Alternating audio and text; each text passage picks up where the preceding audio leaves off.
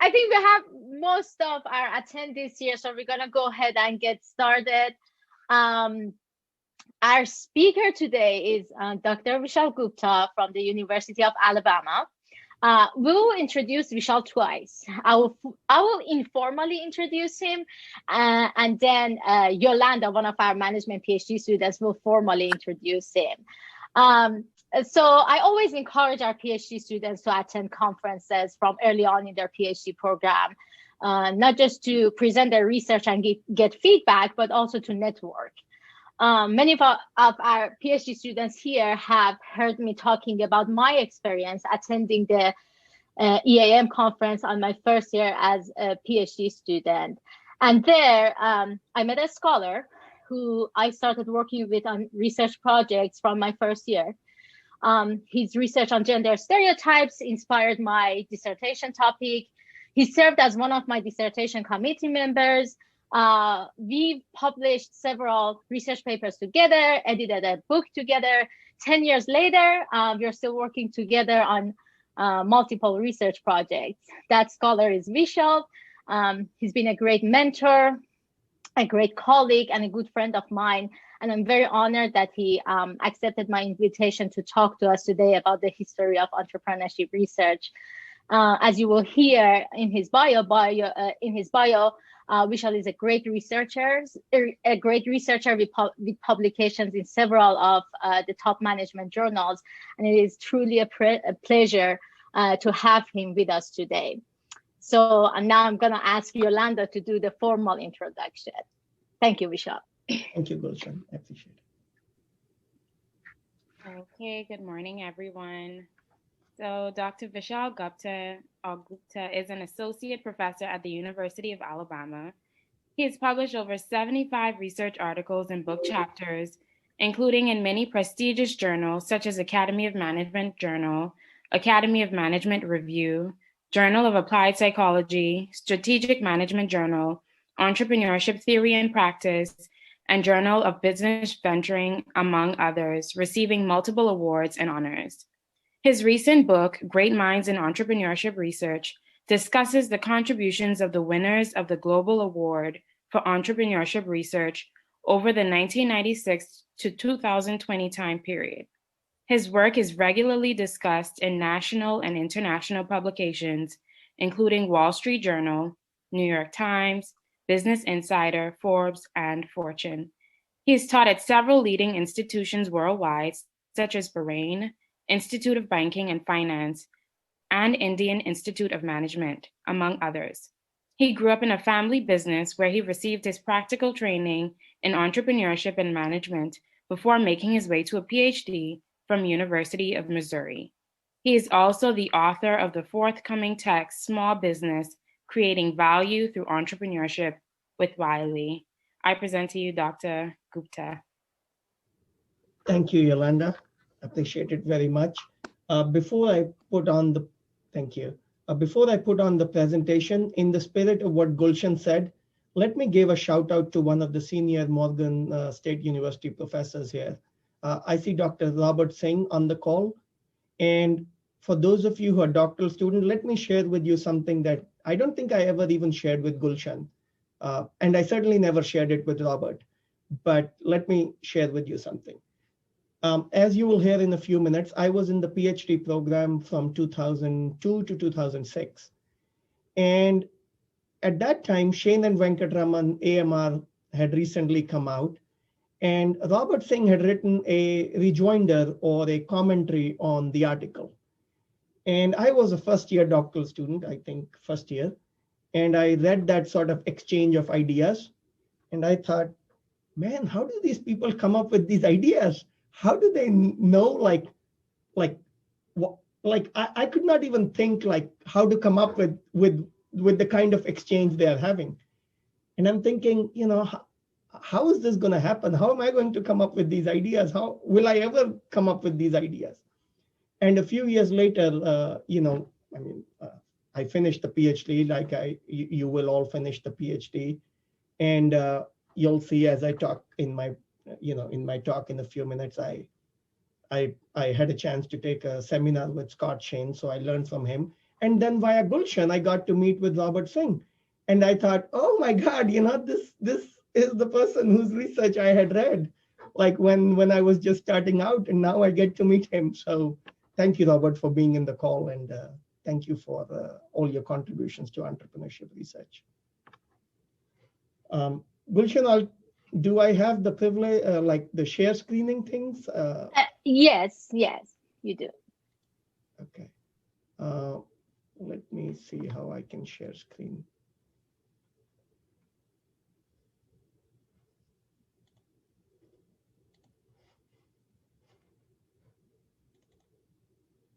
Okay, do you see the presentation, Gulshan?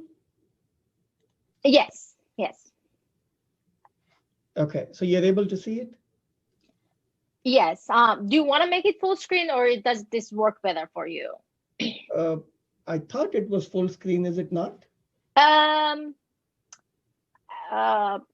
think if you go to the slideshows, or and do maybe from the beginning, like I think, yeah.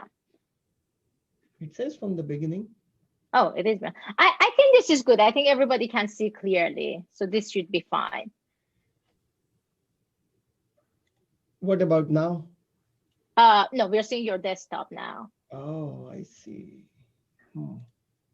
Oh, the other one that you clicked. Did this work? We are still seeing your screen. Oh, I see. Okay, let me try. I think, okay, now we're seeing the slides. I think this is good, but yeah, but then the slideshow. Do you want to click on one of the buttons in the below, like in the right side? Oh, okay, the one all the way down to the right. One more. Oh, that one. One more. No, one more. I'm sorry. That one. Yes. Usually that. Okay, that still doesn't show it as full screen. Or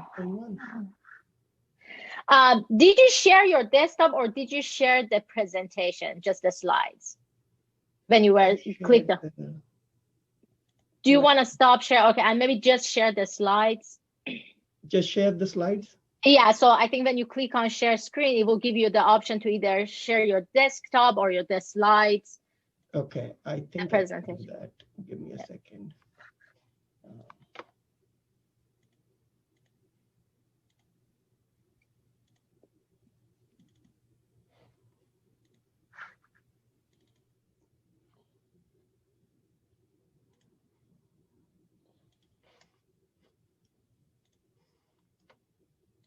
Okay, I think hopefully now should work. Does it work now? Yes, perfect. We're seeing full screen. Thank you. Okay, perfect. Thank you, Gulshan. Appreciate that. Okay, so as Gulshan said, I teach at University of Alabama, and I'm very happy to be here, and I'm very honored to be asked to do this session. I know that you're all sort of joining from different parts of the world, even though you're all Morgan State students. And as I tell my students here, these days when we have to be online, we know we are competing for your interest with many different things, right? You could be watching or listening to 10,000 other things. So I'm very thankful that you are willing to take the time to listen to the talk today. As I said, I'm also honored that Dr. Singh and others are on the call. Dr. Ramani, I see, is on the call too. So given that I'm talking about the history of entrepreneurship research, and some of you, like Dr. Singh, have been in entrepreneurship research longer than I have been, so feel free to sort of correct my misunderstandings, if any, or to add, if you see any gaps sort of in my understanding of entrepreneurship research. To the students and the others, I'll say, ask as many questions as you want. I know as students, sort of sometimes we are hesitant to ask questions, but the more questions you ask, the more we all learn. And the more it sort of helps clarify some of the things that may not be clear. So please feel free to ask questions, as many, don't hesitate at all. It wasn't so long back that Gulshan and I were sort of in the same position as you, and all of us here have been in the same shoes as you. We all went through those stages in the PhD program when either the literature seems overwhelming and it seems like all good research topics are taken, right? I mean, there's that stage in the PhD program. You read these papers and you go, that's the idea I had. That's done too? Oh, and then you come up with something else, and then you come up with something else, and your professor tells you, well, that's done. Have you read this? And you go, I can't believe everything that I come up with has already been done. So, there's that phase of the PhD program, and we've all been there. And, we'll talk about that. But my short response to that is, think about in 1895, the US, inspector of US inspector of patents and copyright, the office, US Patent and Trademark Office, he resigned saying that everything that was to be discovered has already been invented and discovered. So I'm not sure this office is needed anymore. So he sent in his resignation, and I don't think they accepted it. They said, stay, and maybe new inventions will come. And of course, now historians think that the last century was the century of big inventions. So, if you think everything has been done, don't despair. There's a lot more to be done. And second, we all go through that phase, or many of us also go through the phase where we think, oh, research is useless, right? Who cares? And of course, some of our, how do I say this nicely? Some of our senior scholars in the profession sort of add to that disconcerting sort of, conversation, which is, who cares about what we are publishing? Who cares about what research we are doing? And so this is, why do this? So as PhDs, and to that, my response will be, don't be distracted by that. Your research, plenty of people care. Keep doing good quality research, and we can talk more about that. But my point is, Gulshan and I have both been in your shoes. We know how it feels to be a doctoral student, and we and other people in the profession, many others, are committed to sort of helping you through this phase. And so feel free to ask questions at any time today. So I did my PhD from the University of Missouri. I graduated in 2006. As I mentioned before, I did it from 2002 to 2006. As I will explain in a few minutes, many scholars now consider the 2000s to be the golden age of entrepreneurship research. So in some ways, I would say, looking back, I guess I graduated from the PhD during the golden age of entrepreneurship research. The truth is, back then, it didn't seem like the golden age at all. When I was in the program, when I was graduating, it didn't seem anywhere close to being the golden age of entrepreneurship research. There were few doctoral courses in entrepreneurship. Missouri, that was the premier state school, flagship university, had no doctoral course in entrepreneurship. And so was the case at most other schools around the country. There was no doctoral course in entrepreneurship back then at many universities. I'm not saying at none, but at most. So many of us from around the country attended the summer intensive seminar on entrepreneurship offered by Scott Shane, whose name you'll hear in a few minutes, at Case Western Reserve University in Cleveland, Ohio. And this was often supported by the Kauffman Foundation. I don't think the seminar is offered anymore. There are other seminars offered in the same sort of flavor, like the Social Entrepreneurship Seminar by Tom Lumpkin. And maybe there's a few others that I can't think at the moment. But sort of that was where you got your entrepreneurship training. And what I found was when many of us attended the seminar, we all wanted to learn about entrepreneurship because we wanted to be entrepreneurship scholars, but because the schools didn't offer anything, how do you sort of have credibility as an entrepreneurship researcher? So that's where the seminars came in, the 1 week intensive seminar came in. When I graduated, I found that schools wanted to recruit entrepreneurship faculty, but many of the schools were really unclear what they want from the entrepreneurship faculty they hire. Um, Many of the schools that I talk to would say, we want entrepreneurship professors to reach out to the community and help create small businesses in the community.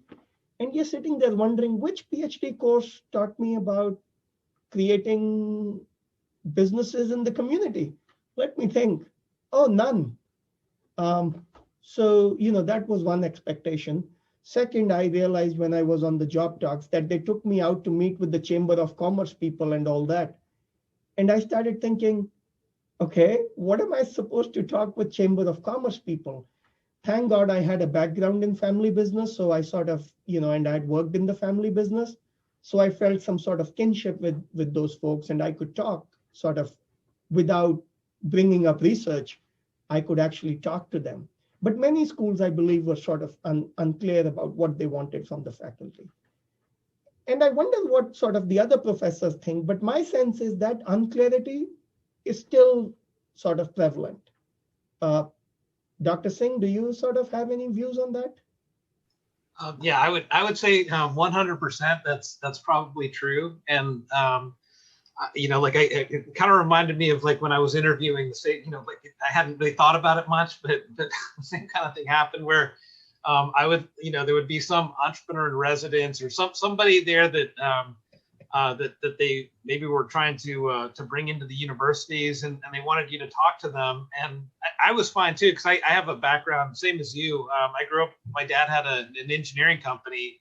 And so I kind of grew up with that company and kind of worked there. So I felt the same way that, okay, at least I know some things I can talk about, but nobody taught it to me in the doctoral program. But yeah, I do agree. Like even now, I think there's a lot of sort of efforts around the country with different programs to try to bulk up entrepreneurship, and people are trying to, whether it's outreach or scholarly activity or, like it's sort of everything. And so you're expected to do everything. Yeah, I think that's a good description, that it's everything. So as an entrepreneurship faculty, especially at like not the MITs or the Stanfords or, the top sort of schools. At other schools, you're expected to be sort of the jack of all trades if you're an entrepreneurship professor. And so, and I think that continues to this day. And as Dr. Singh said, my father also had an engineering sort of firm, machine tools, and maybe we, Dr. Singh, maybe you and I can talk about that sometime and see, because that's itself a small community, right? Or at least people know each other. But anyway, the other thing was that many people on the job market were saying that they are interested in entrepreneurship, but their track record didn't reflect that. So they hadn't taken entrepreneurship seminars like you're taking with Dr. Javadian now. They hadn't done that because there weren't many. So that was one thing. Second, and I think this continues to this day, there's more entrepreneurship there's more jobs in entrepreneurship than many of the sort of other fields, and I'm not going to name, but I'm sure your professors can talk to you about that. And so what would happen was that those people would say, well, I'm also interested in entrepreneurship. But then, you would ask them, so, whose work in entrepreneurship do you like? I don't know. What papers in entrepreneurship have you been very influenced by? I don't know. So, there was some of that. And so I think that continues to this day. I serve on search committees, and I find, those are sort of my favorite questions now to ask people. And I sort of would encourage you to sort of think about that. But that's enough about me. I'm going to sort of move to the next thing now. If you look at, what others think about entrepreneurship, like if you talk to like an HR professor or a marketing professor or like my wife is a finance professor.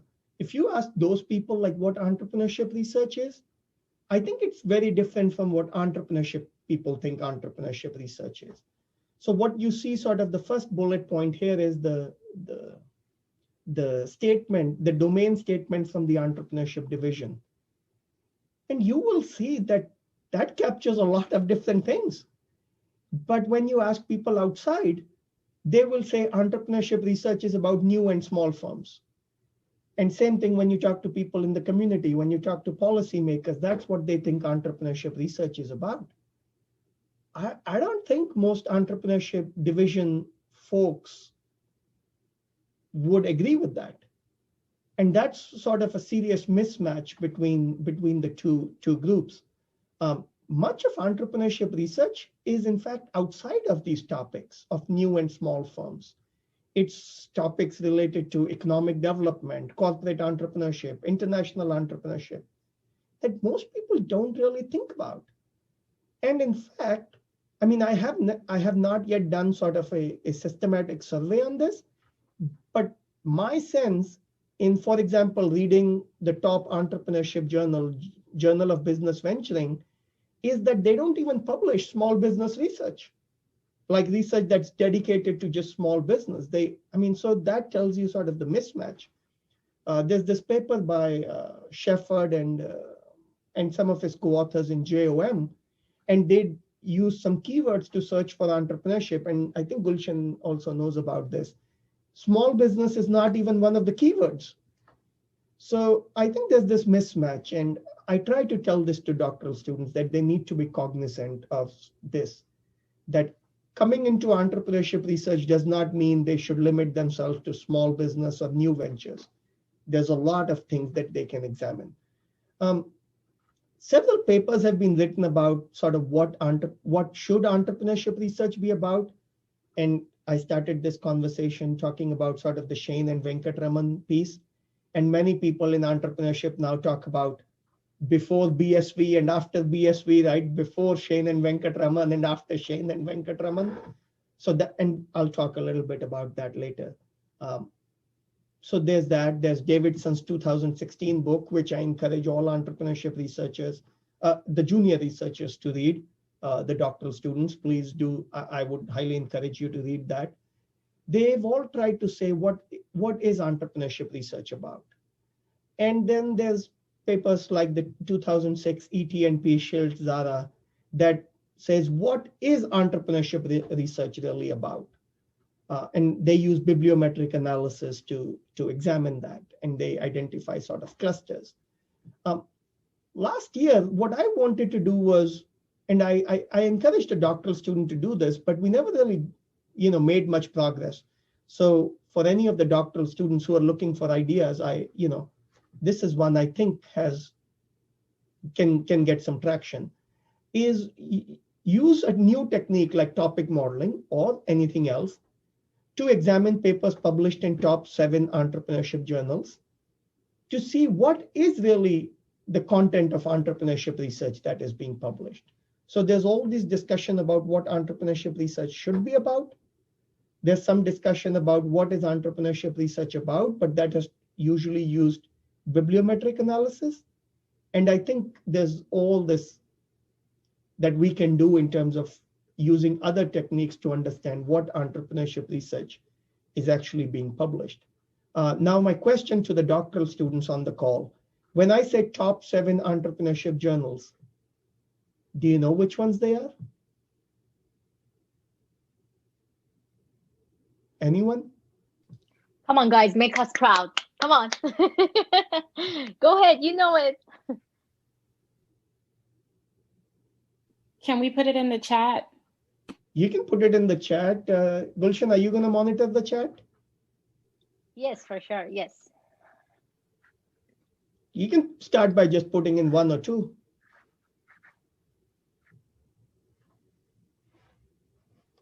Journal of Business Venturing, Tabitha, thank you. Journal of Small Business and Venturing, ETMP, JBV, ETMP, Entrepreneurship Theory and Practice.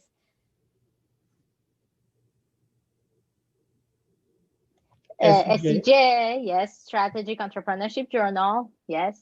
That's 3.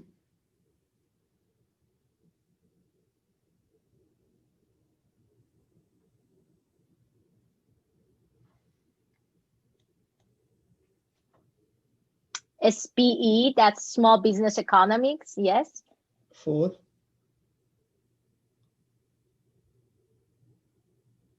JSBM, Journal 5. of Small Business Management.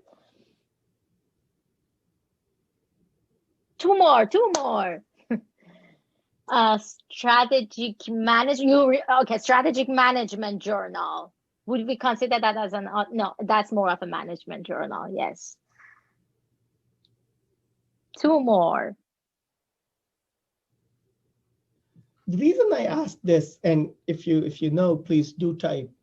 Please do contribute to the chat. The reason I asked this is, I think as an entrepreneurship scholar, or like as a future entrepreneurship scholar, it's important for us to know sort of what the field journals are that are the top journals in entrepreneurship, because as you will see in a few minutes, likely that's where most people would be publishing.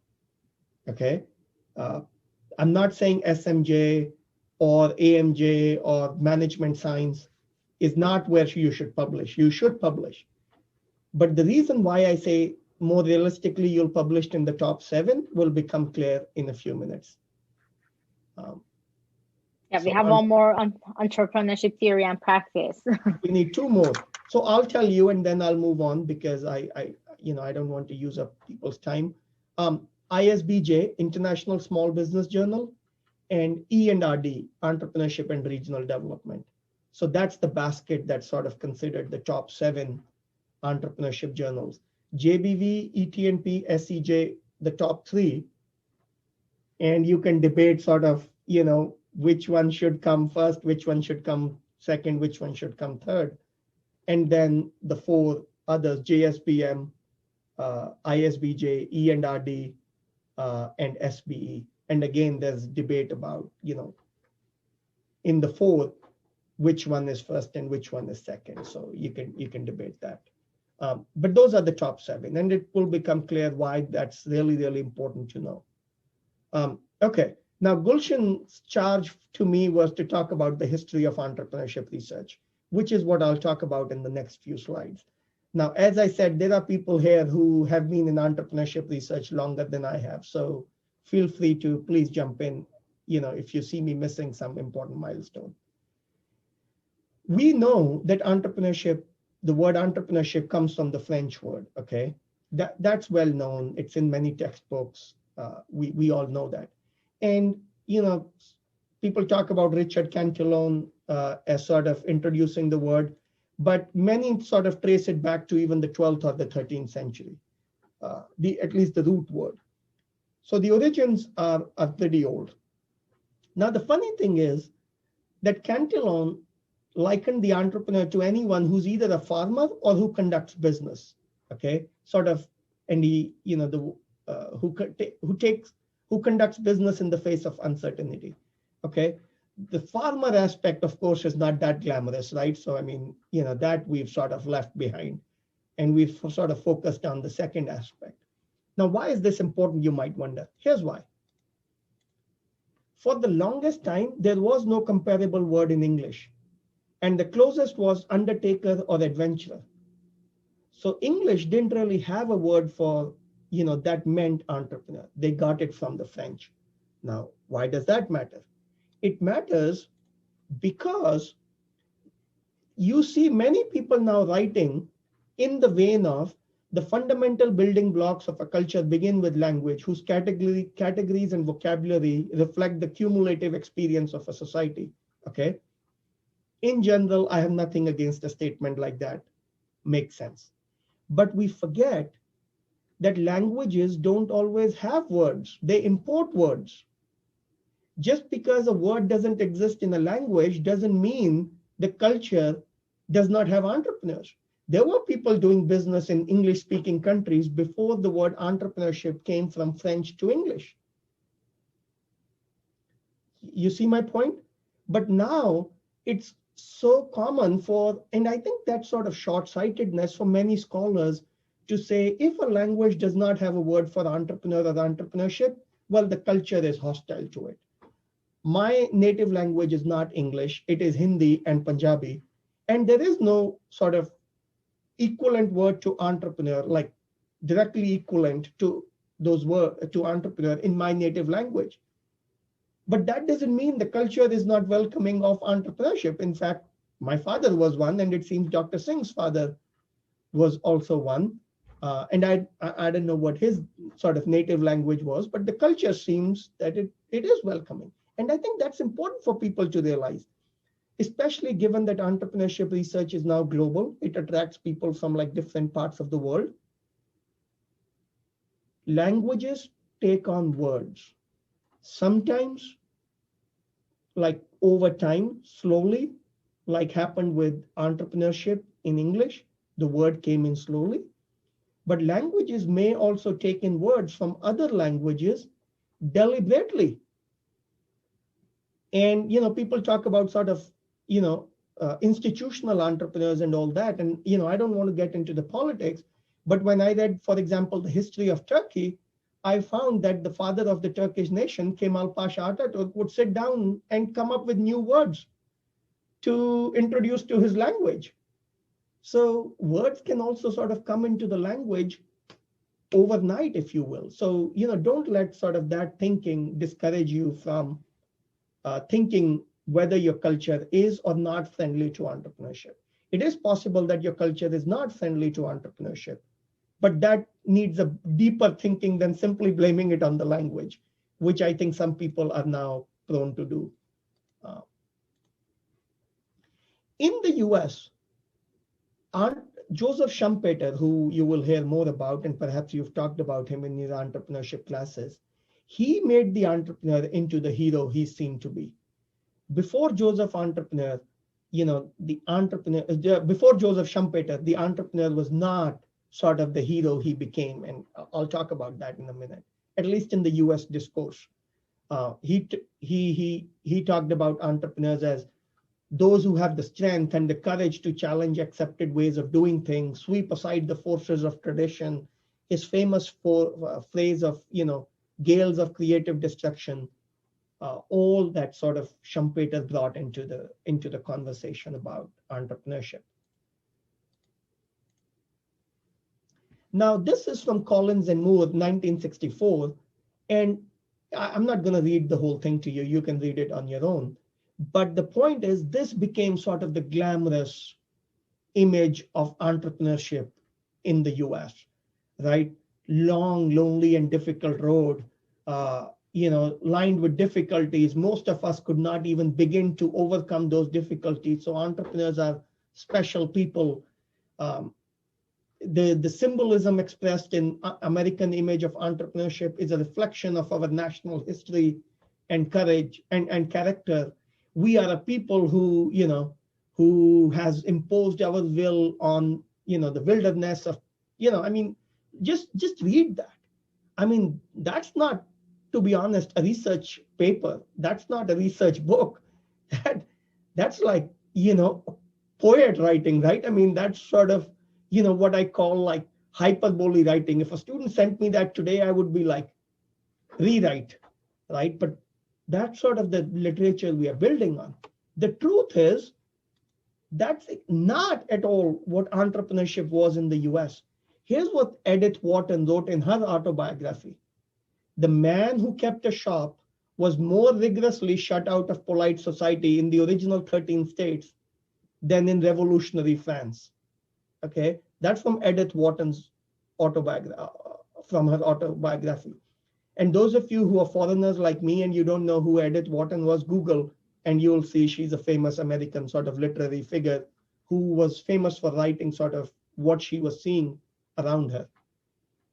And I feel, and I'll be curious again to kind of hear what the other professors on the call think. I think that there is substantial myth making in entrepreneurship research. This idea of the entrepreneur as a North American frontiersman, the pioneer, it's just not rooted in historical fact. If you look at the times, when sort of this whole thing started, like, when Edith Wharton was writing about this and so on, in the past, in the early 20th century, late 19th century, the people the society admired were not entrepreneurs. They were people who were aristocrats, who didn't have to work with their hands, who didn't have to go to an office, who didn't have to go sell their wares from one person to the other. Society celebrated people who could just sort of put their hands in their pocket all day and not have to work. Dr. Singh, what do you think? Am I wrong on that? That there's substantial myth making in entrepreneurship research? Yeah, I think that became kind of the basis of my research when I was a PhD student in the 90s then. So like most of the stories are I think we've talked about this a little bit in the entrepreneurship seminar class I'm teaching now too. You had sort of the discussion of like McClellan's need for achievement and the whole idea of like sort of the lone wolf entrepreneur kind of fighting against fighting through all the odds on their own. And when I was a PhD student, I remember I took actually a sociology class, and it was about social networks.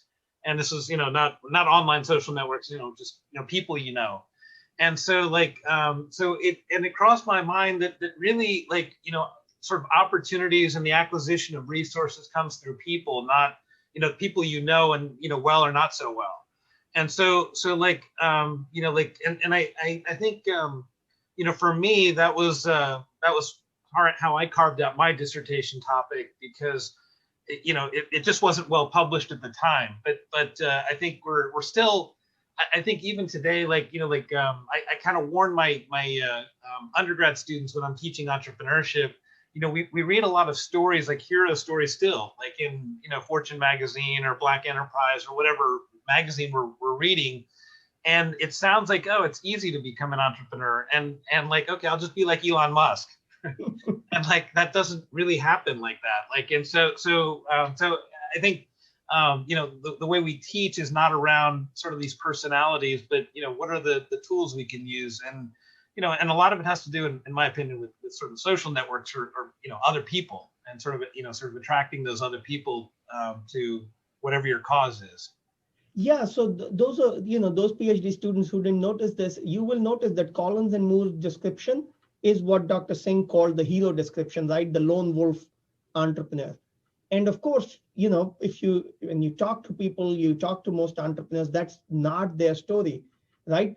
But somehow, because this myth making is so prevalent, I've noticed that even journalists try to impose sort of this myth making, even when they're interviewing subjects.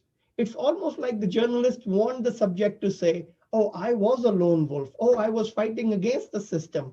And it's amazing to me that, this myth making about entrepreneurship is sort of so prevalent. I do research in entrepreneurial orientation, and you'll hear me say this in a few minutes.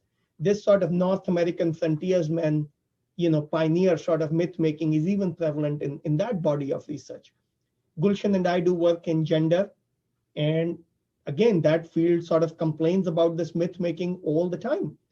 When I teach students, I find that many of them have already been corrupted by this idea of risk taking as a prerequisite of entrepreneurship. And most entrepreneurs will tell you that forget Elon Musk, okay? I mean, I don't want to debate about Elon Musk, because there's many things we can talk about there. But Dr. Singh was right. That's what the media sort of wants us to get the impression of Elon Musk entrepreneur. But most entrepreneurs will tell you that's not how they succeeded. They succeeded through their networks. They succeeded with working with people. But that there's no place for that in this myth making. And I think the myth making is very dangerous for research and teaching in entrepreneurship. But it's historical. It goes back to the beginning of entrepreneurship research. Okay. Dr. Singh talked about sort of the psychologists, David McClellan. So I'll come to that in just a second. But if you look sort of historically, three disciplines sort of contributed much to entrepreneurship. One is economics, specifically sort of this Austrian economics part of economics. Now, those of you who are first-year PhD students and you're wondering what is Austrian economics, I'm not going to give you sort of the discourse, but I can tell you this, that the first time in my first year of the PhD program, my professor said Austrian economics. I was like, what do I care about Austria and its economics, right? So that was my reaction. So don't sort of despair if that's what you feel. But Austrian economics is a strain of sort of school in economics. And one of their most sort of visible people in the entrepreneurship literature is Joseph Schampeter. But most Austrian economists themselves would consider him to be sort of, at best, quasi-Austrian. Okay, so he was sort of very, as I said in the last slide, he was a big proponent of entrepreneurship, his style of entrepreneurship. Israel Kirzner, who sort of was another Austrian economist, gave an alternative approach to our understanding of entrepreneurship. And the difference between the two, at least simplified, is Joseph Schampeter said, entrepreneurs act on the system and upset it. Okay, so the system is stable, things are going smoothly, entrepreneurs come in, they upset the system. And that's sort of the gale of creative destruction, right? They destroy to create something new, then the system settles back and somebody else comes in and destroys. Okay, so that's sort of Joseph Schumpeter. Israel Kirzner came in and said, well, not exactly. Entrepreneurs sort of bring the system closer to equilibrium. So the system is sort of out of equilibrium, and the entrepreneur's job is to sort of bring it, sort of take out those, as he said famously, the entrepreneur's arbitrage. The entrepreneurs are alert, they find an opportunity, and they discover an opportunity and they pursue it. Then, there's this third figure in sort of Austrian economics. All these are historical figures. I think Kirzner, though, died in the 1990s, I believe, or early 2000s. I think early 2000s. But the rest sort of have been long gone. Ludwig Lachmann sort of offered another view of entrepreneurship, which was that the economy is never in equilibrium. Entrepreneurs are forever disequilibrating it. So it's always becoming more and more sort of away from disequilibrium. So that was the Ludwig Lachmann view. Joseph Schumpeter, people loved. Israel Kirzner sort of became the next dominant thing. And then, Ludwig Lachmann, I'll talk about him in a few minutes. Notice that this was the time when William Baumol, who's another sort of famous economist in entrepreneurship, was saying the theoretical form in economics is entrepreneurless. The Prince of Denmark, in his sort of famous saying, has been expunged from the discussion of Hamlet. Okay, or as Venkatraman and Saraswati say, the Romeo and Juliet without the Romeo, right? I mean, sort of that's their picture of strategy, economics research compared to entrepreneurship, right? Romeo and Juliet, but there's no Romeo. So that's the thinking. A lot of people, several scholars have looked at economics textbooks, and they found that the entrepreneur is still largely absent from mainstream economics textbooks. It's been a long time since I looked at an economics textbooks, and perhaps some of the students here have more recent exposure to economics. So, please feel free to chime in.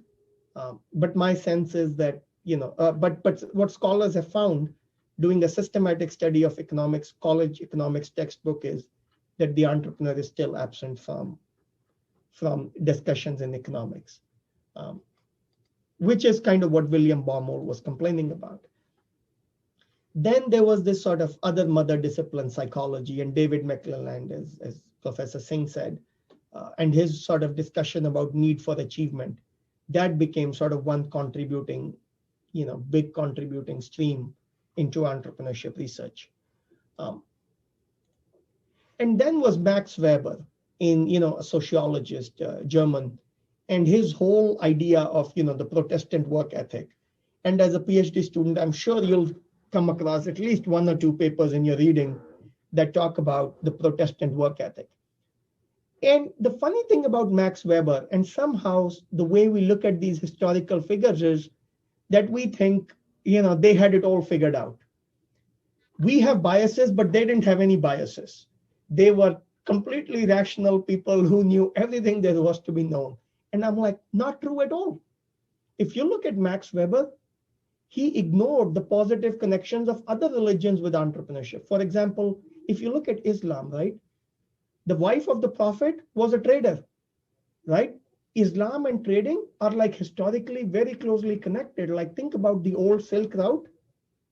Who was traveling on the old Silk Route for the, a large part of that was caravans by Islamic traders. Well, that was entrepreneurship. So how come Max Weber missed that, right? In talking about the Protestant work ethic. Hinduism and entrepreneurship. When I came to the US, that was the first time, and I have an engineering undergrad, so I never took college economics courses. That was the first time I heard that Adam Smith was the father of economics. Coming from India, I thought Kautilya or Chanakya with his Arthashastra book was the father of economics 17th centuries or 18th centuries before Adam Smith. Well, guess what? Don't be surprised when I tell you that Max Weber never read that. And so have not many other sociologists who talk about Max Weber as sort of the father of, the sociology, father of sort of the sociological thinking in entrepreneurship. The concept of creative destruction, now there's scholars writing about sort of where did Schampeter's lasting contribution to entrepreneurship come from? And many say it comes from Hinduism, the idea of Shiva as the creative destruction, right? You destroy so that it can be created again. And many say that's where sort of how it came to Schampeter indirectly. And there's some papers that talk about that. But the point is, sociology has a respected tradition in entrepreneurship, which is good. I like that. And I encourage you all to read. Max Weber is highly respected in that tradition, which is good. I encourage you all to read. But at the same time, do not assume that the sort of cultural knowledge you bring with you is useless. No, you bring insights that these people may have missed. And your job in some ways is to bring that insight in a scholarly manner to this conversation in entrepreneurship, which may not have accounted for that information. And I have written in several of my papers now, I think one we did with Turkey, we wrote there. I don't remember if the Iran paper we did with Gulshan and we wrote about this connection between Islam and entrepreneurship. But I'm pretty sure that in my Turkish, in a paper I did on Turkey and on the role of religion, the connection between religion and Islamic entrepreneurship in Islamic societies, we discussed this connection that Max Weber completely missed. So let me pause here and first ask any questions so far.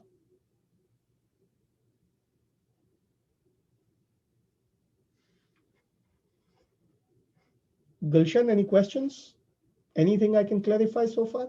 No, so far so good. Okay. Okay. So now let's sort of, look at the beginning of entrepreneurship research, okay? And I tell people, look, you need to know this. Otherwise, you will sort of be dragged in by the myth making of entrepreneurship research in the US, okay? US and North America and Western Europe, NAWE, right? There's a whole myth making around this. So you need to know this. Entrepreneurship as an academic field in the US began to emerge in the 1970s and 80s, okay? Notice the timing. People often don't notice this. Notice the timing. This was the oil crisis time, okay? Stock market crash, highest national unemployment since World War II, long lines at the gas stations. Now this was before, way before I came to the US. But that was the situation in the US in the 1970s, early to mid 1970s, okay? And in this time came David Birch with the job generation process. And he writes that it was a time of economic recession, unemployment, all politicians needed help from the president, the US Congress, as well as governors of different states. And they were all saying, find out where the jobs are created. Help us figure out how the jobs are created. So David Birch digs into where are jobs created, okay, in his job generation process, in his sort of, I wouldn't say book, it's not really a book, it's more of a monograph. And if you have a good library sort of in your school, then, they could probably request it through interlibrary loan. That's how I got a hold of it. They didn't have the original, but they were good at getting it. And I encourage you to read it.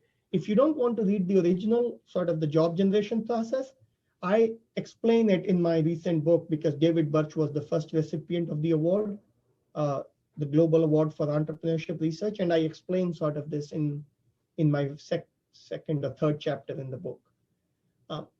This was the time when entrepreneurship theory and practice was founded. Okay. And really the start of sort of systematic research on entrepreneurship. Now, the journal was originally known as American Journal of Small Business. And I feel like somebody could do a case study on sort of the rebranding of American Journal of Small Business into entrepreneurship theory and practice, and to show how sort of the impact changes with like how you name something. There's a really interesting stream of sort of not systematic research, but some research on how, higher education institutes, when they change their name, it sort of attracts more applicants. Like, if they go from being a state college to being a state university, they attract like more applicants. And I think the same is true for journals. So anyway, Journal of Small Business Management, I believe, is the oldest major entrepreneurship journal. And to be honest, that journal seems to predate sort of the 1970s crisis, right? But much of the research interest around entrepreneurship in the US really started because of the economic situation where large businesses were not the ones creating jobs. Small businesses were the ones hiring in that specific time period. So keep in mind that. And David Birch came in sort of with his book. And it's amazing if you go back and read things, the reception he got and his book got. And he became sort of the father figure for sort of this entrepreneurship movement.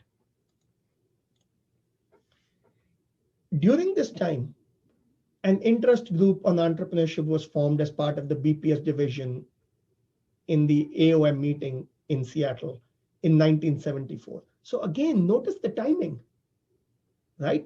These forces sort of came together, and that's how sort of entrepreneurship research really started. And Carl Vesper, who most of you probably not heard about, but he was sort of the first scholar who was leading the interest division. Now, the interesting thing is that at the time, if you were an entrepreneurship scholar, it really was, sorry about that. It really was a kiss of death. Oops. Okay. Because there was no serious body of research in the area, there were no research books, and there were no real positions in entrepreneurship because entrepreneurship research was so new. And that was the sentiment back then, that being an entrepreneurship scholar is not a good idea. And that's when these people were doing entrepreneurship research on the side, most of them. Okay. In the 1980s, and that's when you started seeing research getting published in major journals on who becomes an entrepreneur. Okay. Now, I remind people, especially my students, that the publishing norms in the 1980s and even the 1980s were very different from the publishing norms today, right? I'll give you two examples on this. I heard Don Hambrick say this, and I heard Kathy Eisenhart say this. Those of you who don't know, I think if you're taking notes, those are two names you should write down. Don Hambrick, Kathy Eisenhart, okay? Don Hambrick says when he sent his paper, the upper echelon paper in AMR, it got accepted without any changes, okay? Kathy Eisenhart says when she submitted her famous 1989 paper, she sent the paper, she got back an acceptance. Okay, so keep that in mind. The norms in the 1980s to publish in major journals were way different than they are today. Today, you could not even they will tell you that's not how it happens today. Okay. So Gartner, there was enough conversation around who becomes an entrepreneur in that early era that Gartner came up with his famous paper, "Who is an entrepreneur is the wrong question." Okay, so if you haven't read it, I encourage you to read it. It's a popular paper, it's a famous paper, and you'll often hear people talk about it. Especially if you do personality research in entrepreneurship, that paper I believe is a must read. Okay. Now, what that paper did is that for a little while, it sort of shut down the interest in the personality approach to entrepreneurship for a little while. I encourage you also to read a more recent paper by Rausch and Fress, where they sort of say, well, the theory and the methods have moved way beyond what was the case in the 1980s. So we should take a personality approach to entrepreneurship. And here's how we can do a better job of understanding the entrepreneurial personality. But Gartner sort of remains committed that there's not much to examine in terms of who becomes the entrepreneur. So that happened in 1981. The first academic conference on entrepreneurship happened in the form of the Babson College Entrepreneurship Research Conference. Okay. Now this is all sort of predates me. Okay. This is all before people like me got into the profession. And I tell people that if you're an entrepreneurship scholar, you have to submit to Babson. You have to be going to Babson. You have to be involved with Babson. When you come on the job market, if you say, oh, I've never been there, I don't know what it is. Today, I think it's hard for someone to take you seriously as an entrepreneurship scholar when you come on the market. My favorite story in some ways is the JBV founding in 1985 by Ian Macmillan, who was then at Wharton. Okay. In my book, I talk about sort of Ian Macmillan's interesting journey into entrepreneurship research, and you can read about that in the book. But the inaugural article in JBV was written by the then sitting president, Ronald Reagan, which I don't think has ever happened in an organizational management journal ever again. Okay. And he invited readers in his sort of op-ed, I guess is what you could call it, a presidential address or whatever you want to call it, to think boldly and about where entrepreneurship research is going and to imagine what the country will be like in the 2020s. Okay. And I wish, like, if I was on sort of involved in the JBV sort of decision making, I think 2020s, now that we are here, would be a good time to sort of reflect back and say, how far have we really come in sort of this entrepreneurship research and sort of research contribution to practice, if you will.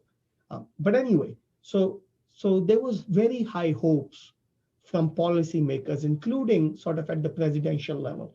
And this also tells you how high these people were connected who founded JBV, right? To get the president to sort of write the leading sort of inaugural introduction. I mean, that's pretty big.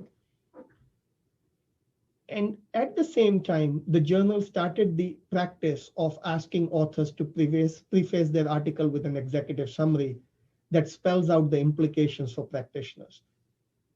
And I think it was really like a noble idea at the time, right? That we want to do research, but we also want to spell out implications for practitioners.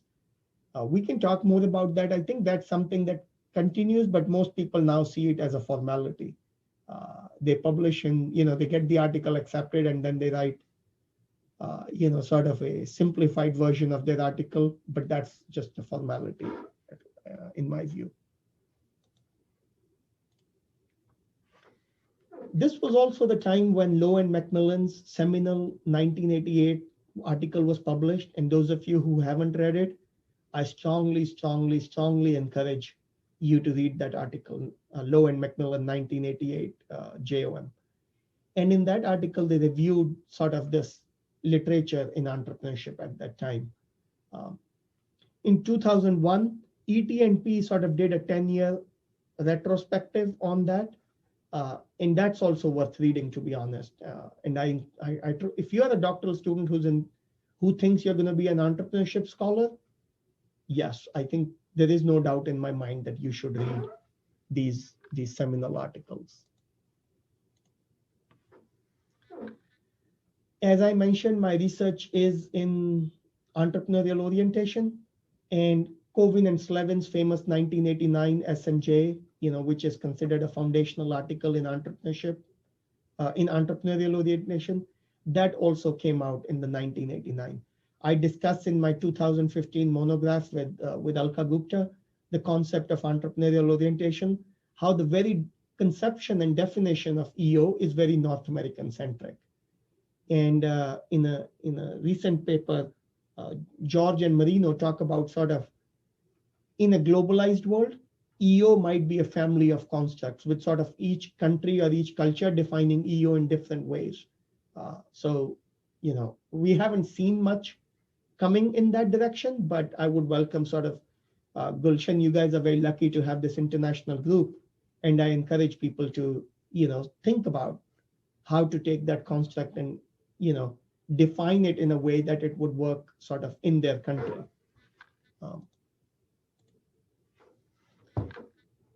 One of the research streams that Dr. Javadian and I have is women's entrepreneurship, and several sort of foundational articles, seminal articles in women's entrepreneurship were published in that time. And of course, if you sort of loop back to what I said about sort of the frontiersman, masculine, he, you will notice how even the whole idea of women entrepreneurship goes against sort of the original concept, myth making in entrepreneurship. Sometimes, those of you who go into gender research in entrepreneurship, you will see that's a battle that those scholars continue to fight to this day, the masculine myth making. So in 1986, entrepreneurship gained sort of the division status in AOM after several rejections, and several times they were declined to be a division, and there was resistance from many AOM members and the Board of Governors in terms of the division status, and this is considered sort of a seminal moment, a seminal period, seminal event in entrepreneurship research history, gaining the division status.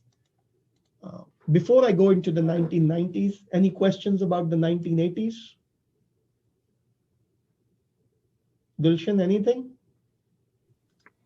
We're good, thank you. Okay. And Dr. Singh, I think as I go through the 1990s, you help me sort of fill the holes here, right? There may be things I've missed. I think you were already active in the entrepreneurship sort of research in the 1990s, right? Is that correct? I mean, that was when I finished my PhD. Okay. So the names that you're putting in, Tom Lumpkin was on my dissertation committee, and I actually met Carl Vesper and Bill Gartner and all these folks I met at the academy at the time. So I'm actually kind of enjoying. So is there any anecdotes that you can sort of share to add to sort of what I shared, or maybe Yeah, I mean, sure. I mean, I think when you actually, it's funny when you actually meet the personalities of these sort of legendary figures, you realize they're just people, and so one thing I would sort of express to PhD students is, when you read something, it may, I mean, certainly much of the work that we're talking about is impressive. I'm not trying to diminish that, but when I first met Bill Gartner's not a great presenter. I'll say he doesn't really seem to like to present in front of a crowd. He's a great thinker, and I remember at a doctoral seminar, he sort of talked about when you first come out, dedicate 2 to 4 hours every day to write. That was and early on in my career that I took that to heart. I mean, it really helped me quite a bit. But he was a terrible presenter. And so it's funny when I'm sort of thinking, and then I don't know if you know Norris Kruger. I don't know if you ever met Norris. So he always sort of struck me as kind of the mountain man kind of guy, kind of out in the wilderness somewhere, long hair. And so it was, just kind of funny things when I know Deborah Zeal also, she was in California. So all these people are very interesting people just generally. So they're not, like I like to sort of think about them beyond sort of the ideas they present as just sort of real people.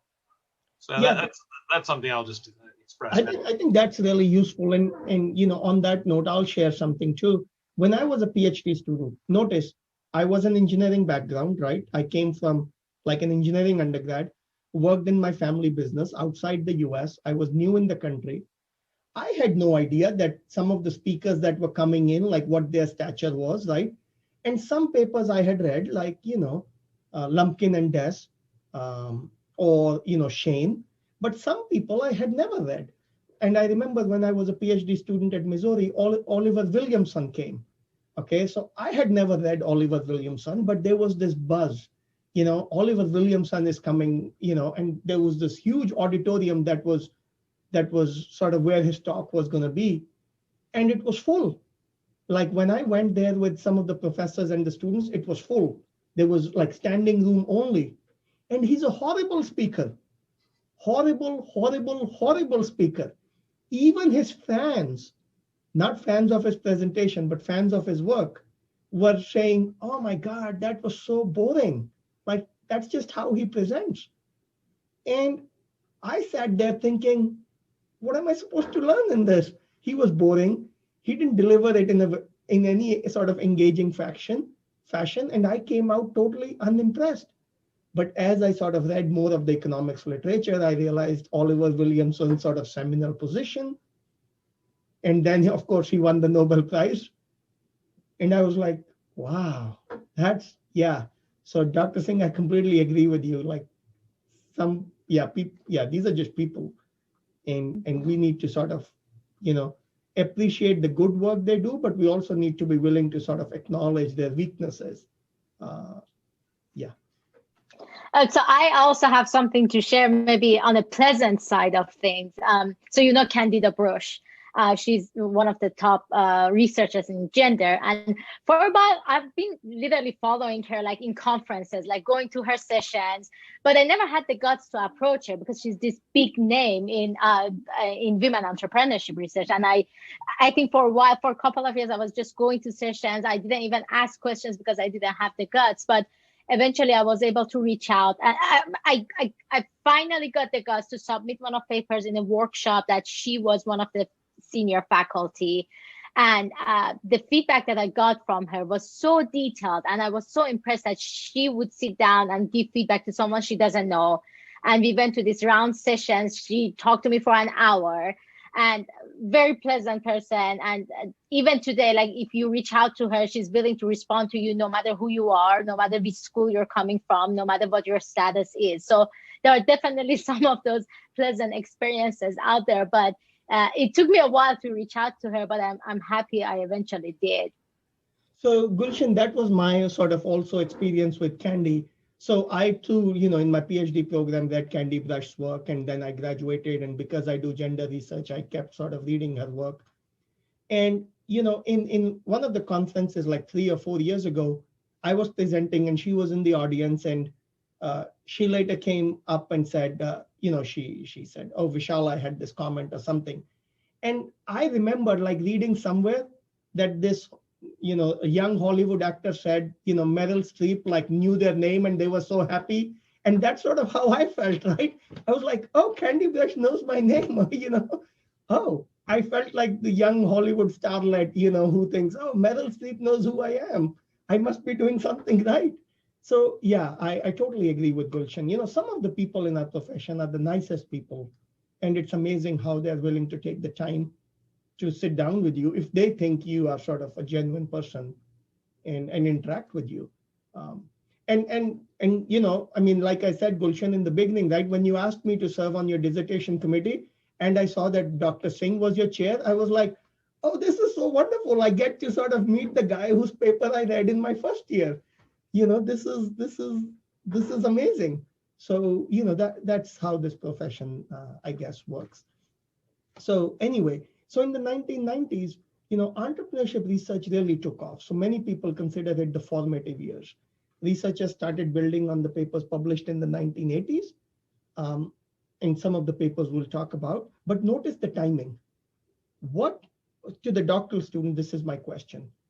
What was going on in the 1990s in American economy?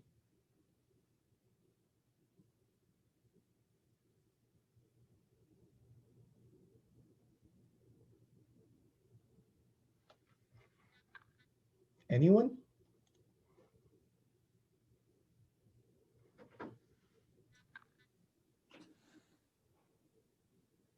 No one? So yeah, I think, yeah, I just want to maybe for economy in United States, I think maybe technology innovation. Like, yes. So somebody said internet revolution, .com boom. Yeah, yeah. You can see sort of where the interest in entrepreneurship was sort of getting fueled, right? Where the sort of interest was generating, right? This was the time when scholars sort of became even more avidly interested in entrepreneurship. The idea that small firms create jobs, that entrepreneurship is the engine for economic growth, sort of took even stronger hold as they saw what was happening in the .com around them. Lumpkin and Des came out, and you heard Dr. Singh say Lumpkin was on his dissertation committee, built on Coven and Slevin, 1989. Kruger's work, sort of built on the work published in the 1980s. The Global Award for Entrepreneurship Research was started in 1996, originally the International Award for Entrepreneurship and Small Business Research. Shane published Who is Publishing Entrepreneurship Research in Journal of Management, and I encourage you to take a look. And the top 5 researchers at the time in entrepreneurship research were Ian Macmillan, Jeff Coven, Dennis Levin, Sue Burley, Patricia McDougall in his ranking. And you will notice that many of these names should by now seem familiar to you. Like, you've probably read some of their papers, but we've also talked about some of them already, right? Ian Macmillan, Jeff Coven, Coven and Slevin. We haven't talked about Sue Burley and Patricia McDougall, but Patricia, for example, was doing work in international entrepreneurship. So there were these people who were publishing entrepreneurship research. And the top sort of journals publishing entrepreneurship research already in the 1990s was JBV, ET&P, and they far outpaced SMJ, AMJ, ASQ in terms of publishing entrepreneurship research, a trend that continues to this day, okay? Which shouldn't be surprising because AMJ, SMJ, ASQ are like field journals, are like general journals, and they cover a whole range of topics, while JBV and ET&P are sort of focused only on entrepreneurship research. Gulshan mentioned a book we did, so this is the book we did, and we looked at all the papers published in the 1980s and 1990s, and we said which ones of those are sort of foundational research in entrepreneurship studies. And I encourage you to get the book from your library and read it. These are sort of some of the endorsements the book got from people. But at this stage, I'd like to sort of make a plug, okay? I know that we've moved into sort of a new era where students are reading less, okay? And in fact, last year when I taught, 1.5 years ago, when I taught the PhD seminar, some students said, Professor, we read less, we watch more. So I sent them some videos, and I since then have been thinking about this issue. You cannot not read. You need to read papers, you need to read books. Why? Because you need to write papers. Now, the day that writing moves to video submissions, then you maybe don't need to read books anymore or papers anymore. But we haven't moved to video submissions, and I don't see any trend to move to video articles. So I think you should read. And if you have some time this summer, get this book or several others, and just read about sort of that era of entrepreneurship research. We come to the 2000s, what people call the golden years of entrepreneurship research, the golden age. As I said to you, it didn't seem golden at the time, right? It seemed messy. It seemed, confusing. I was a PhD student to me. And I have noticed that many historians recognize that. They say that when we define eras, it's usually sort of looking back. And I think that's the same case here. I don't think anyone at that time would have said this is the golden age, but looking back, scholars are saying this is the golden age. As I said, the special issue in ET&P by Davidson, Lowe, and Wright to take stock of the developments of past decades and to identify directions for future research. So definitely look at that whole special issue, because that gives you a sense of where entrepreneurship research was at the end of the 1990s and the beginning of the 2000s. Shane and Venkatraman, 2000. As I said, many people talk of entrepreneurship as before Shane and Venkat and after Shane and Venkat, okay? The current generation of young faculty, Baker has argued, Ted Baker, who's again sort of one of the known established figures in entrepreneurship research, doing entrepreneurship research has been strongly influenced by the Shane and Venkat framework. And the preceding sentence, the scholarly examination of who, by whom, and with what effect, that's sort of the Shane and Venkatraman framework. And I'll get to the next thing, but I'm going to ask Dr. Singh a question, because he actually sort of contributed to that discussion of Shane and Venkatraman. This came out in 2000. I started my PhD in 2002, so I read sort of what Shane and Venkat and Dr. Singh published.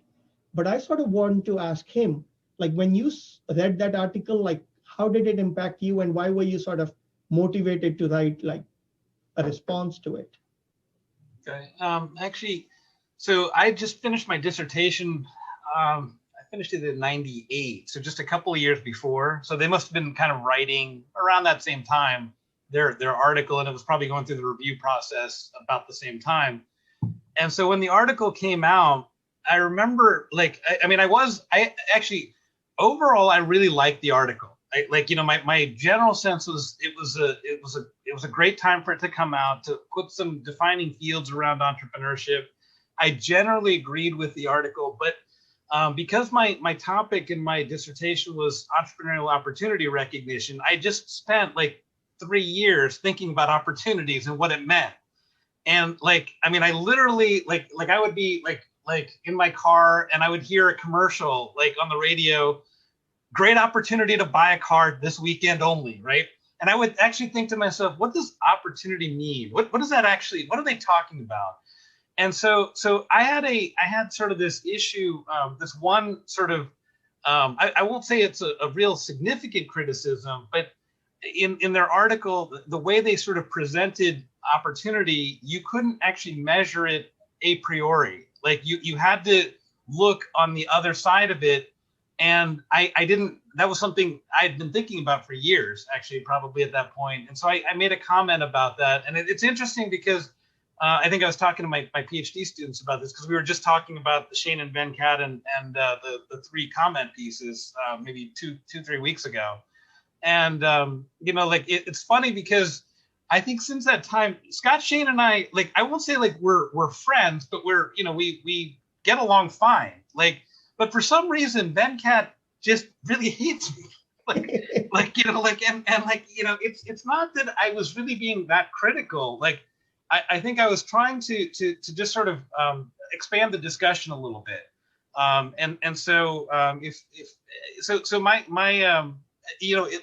Maybe it was just sort of happenstance and luck that I just been kind of because I was a first year faculty member when I wrote the piece.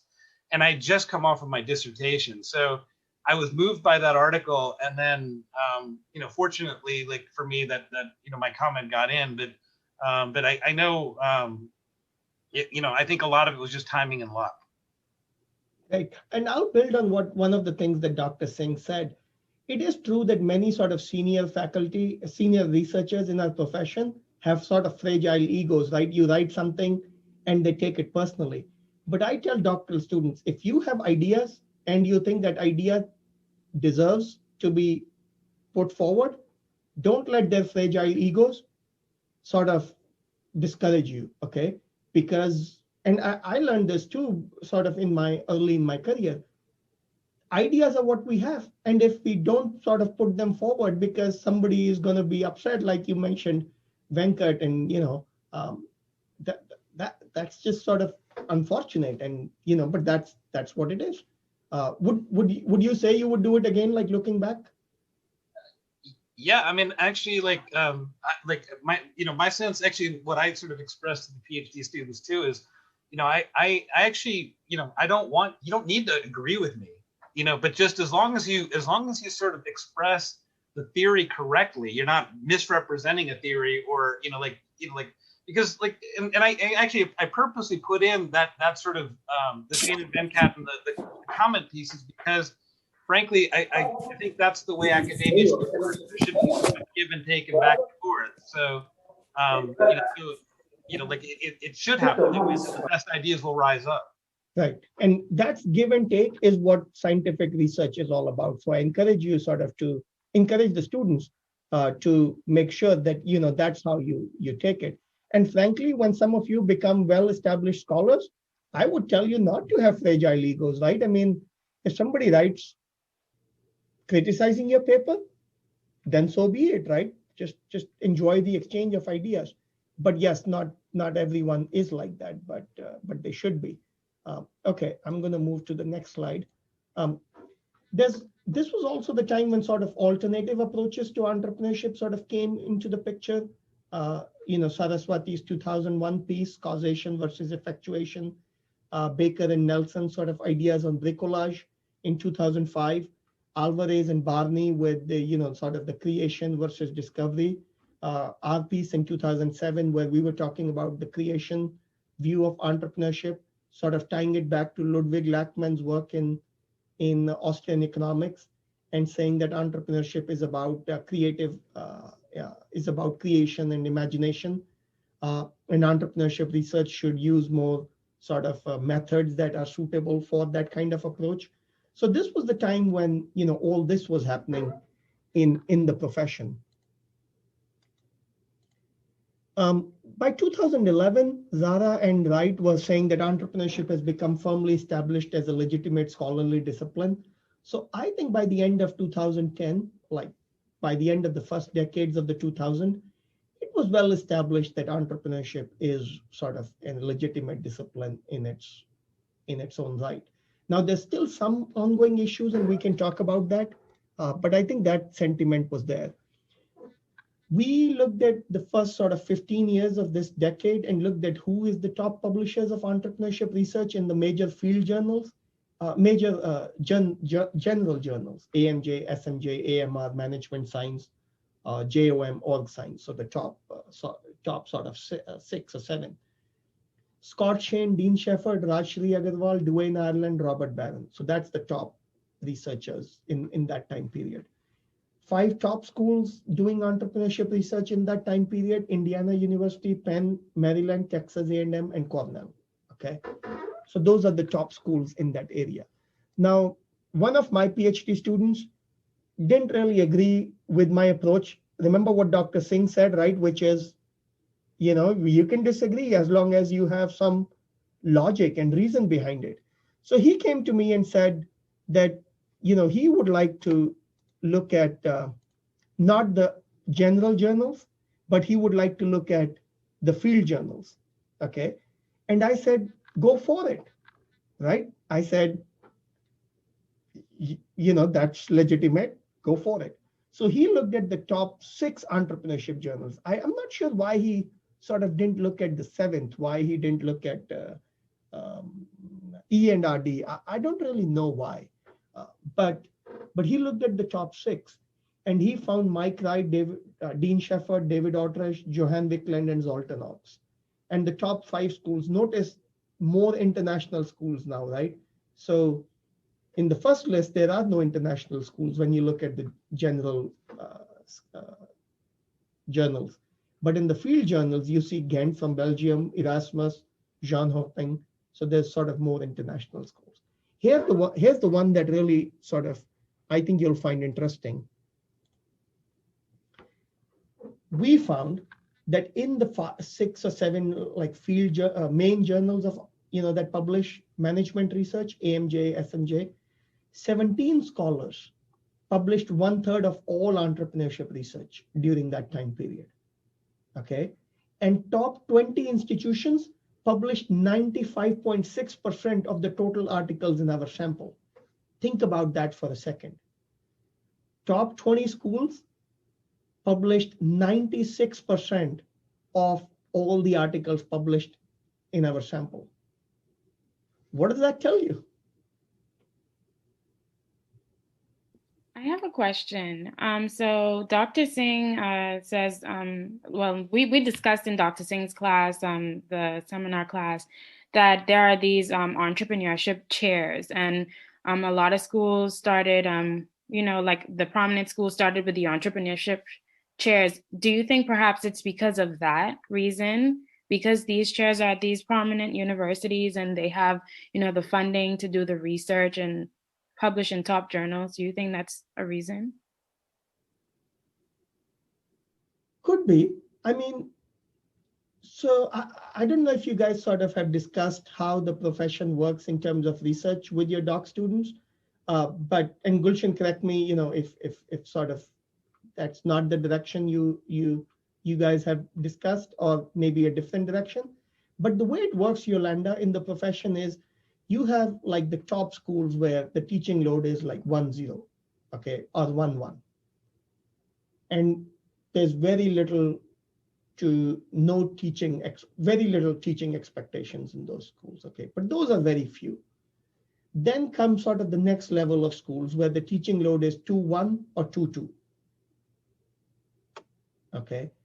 And that's where, you would see schools like, Georgia and Missouri and even Alabama and most like state flagship schools you'll see in sort of that list. Then comes sort of schools that are 3-3 or 3-2. I think up to that point you can do research. Then comes school where the teaching load is 4-3 or 4-4. I think once you get to that level of schools, then the likelihood of being able to do good research really decreases. Gulshan, Dr. Singh, any thoughts on that?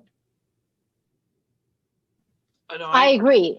Yeah, go ahead, Dr. Singh. I agree. 100% also. Like, and I think, one thing I would sort of say in what you've sort of presented too, I think you end up with sort of gatekeepers in research. And I think that's one of the things that this sort of points to is that, kind of like there's an insulated sort of way of thinking. It becomes more difficult to publish more unique pieces. So sometimes you have to work at it for a few years, and maybe you start at a Babson, which puts in cutting edge research, or USASP, and then it starts there and people start talking about it, and maybe you get into a JDE, not a top journal, but sort of second tier, maybe third tier kind of journal. And then people talk about it more, and then it kind of eventually it makes its way up sometimes that way. And so that becomes one of the challenges in I mean, not just in entrepreneurship. I think this is the case in many fields, but given how insulated sort of entrepreneurship research was based on kind of the numbers you're showing here and kind of experience, I think that's one of the one of the things that sort of happened. Yeah, I completely agree with that. And my sort of message to doctoral students is exactly what you said, Robert, which is, what the numbers are, you can look at the numbers. Then how do you get published? And right, the way to get published is to, of course, try submitting your pieces to the best journals it can get to. And who's the best judge of that? Your advisors can sort of suggest to you, but then sort of get it published wherever you can, and then sort of make your way up. It's like, if you go to Hollywood, right, you're not going to become sort of Tom Cruise in your first movie, right? You're not going to become Tom Hanks or Meryl Streep in your first movie, right? So you have to make your way up. And I think that's sort of what is happening in the academic profession, which is the rewards are really high for the superstars. As Yolanda said, there are these chairs and all that. And so, there's this Matthew effect, people who are publishing at good journals, they sort of dominate the publishing. And then the rest sort of are competing for the rest of the papers, the rest of the slots, if you will, right? The 5% is all the other institutions, which is a lot. And now more and more scholars from like emerging economies like China and India and Europe and Asia are also submitting papers. So they're competing for sort of the rest of the 5% slots. So But that's how Hollywood works. That's how, many professions work.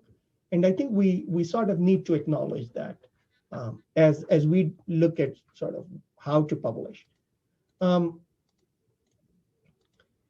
so at this time, we looked at like the 25 years of global entrepreneurship research, the Global Award for Entrepreneurship winners. And we find that, that's the book that that I wrote on that issue, like what do they publish, what kind of, thank you, Gulshan, what kind of research they do. And what we find is that more than 90% of the scholars in that list are US-based scholars, okay?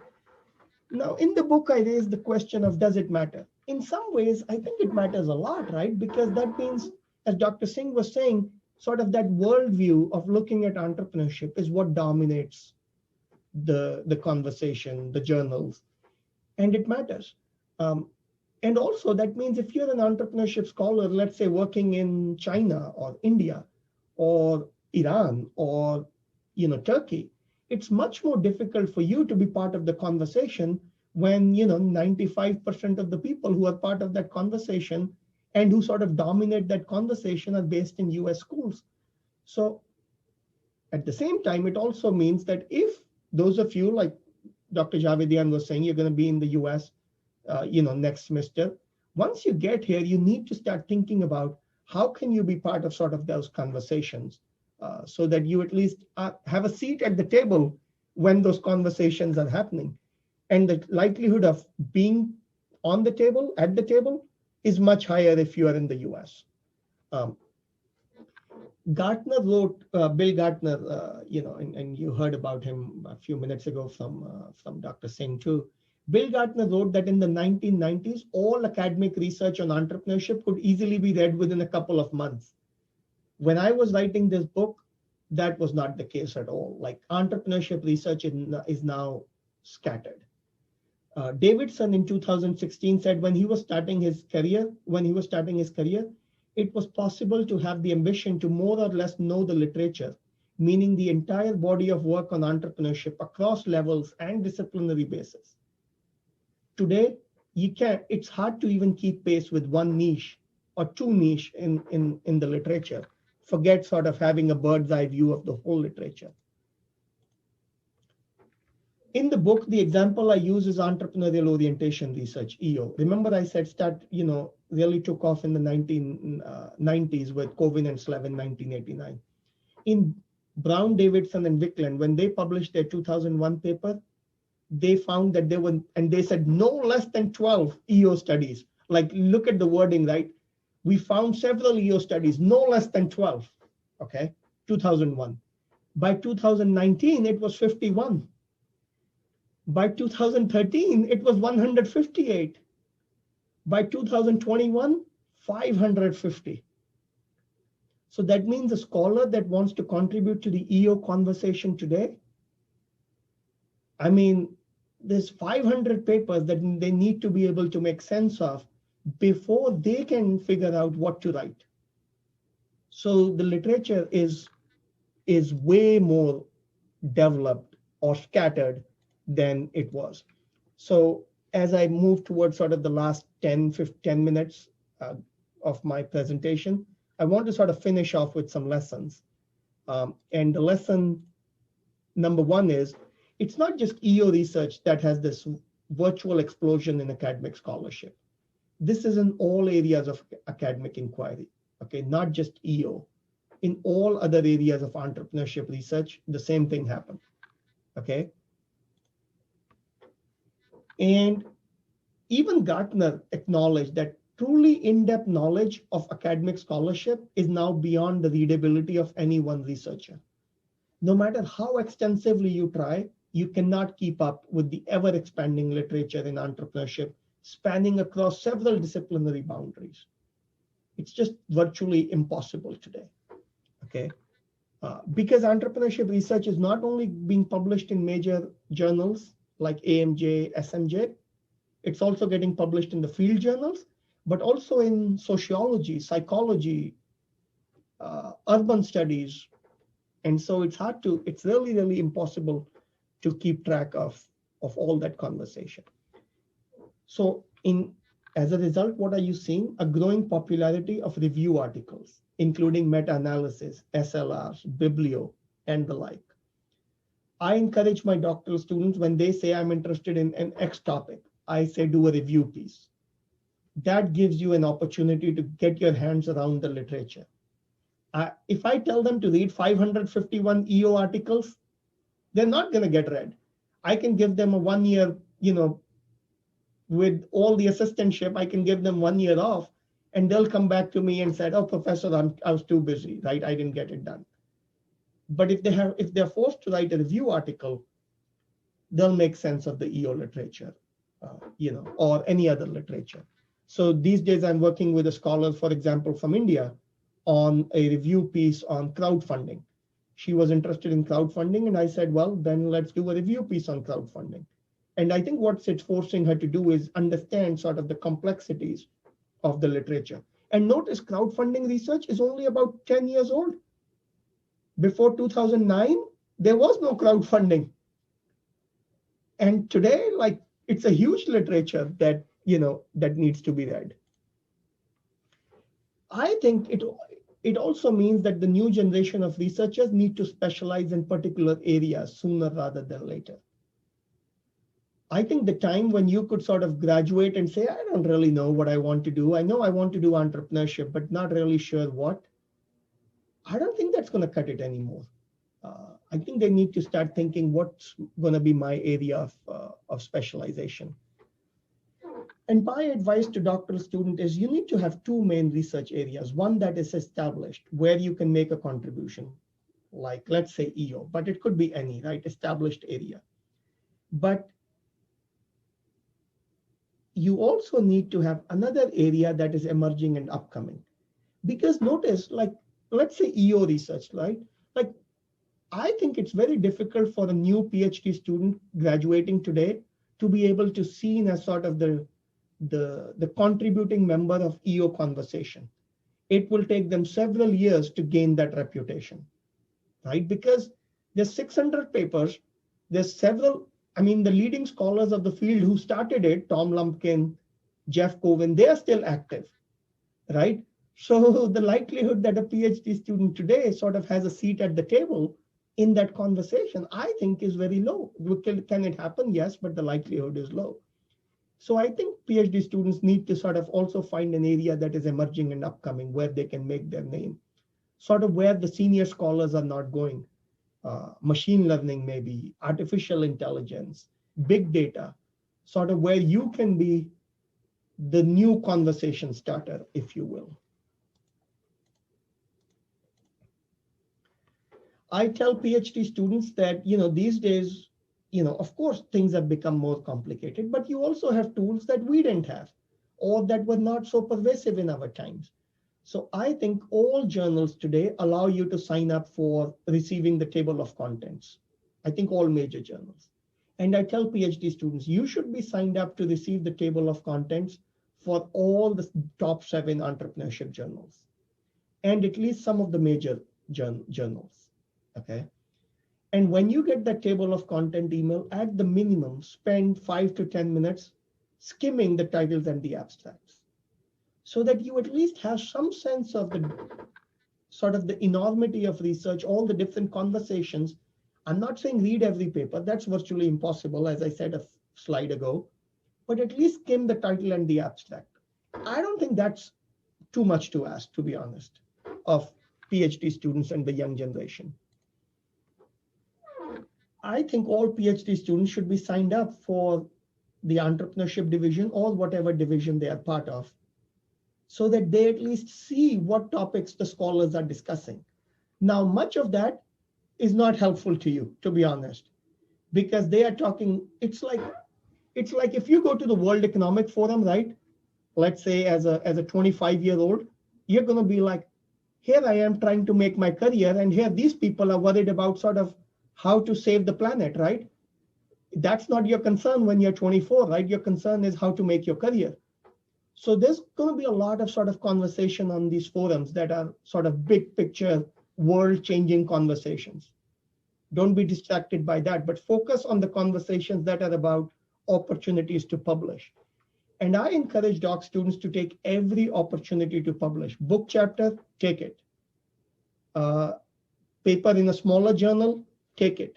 You need to start being sort of part of the conversation.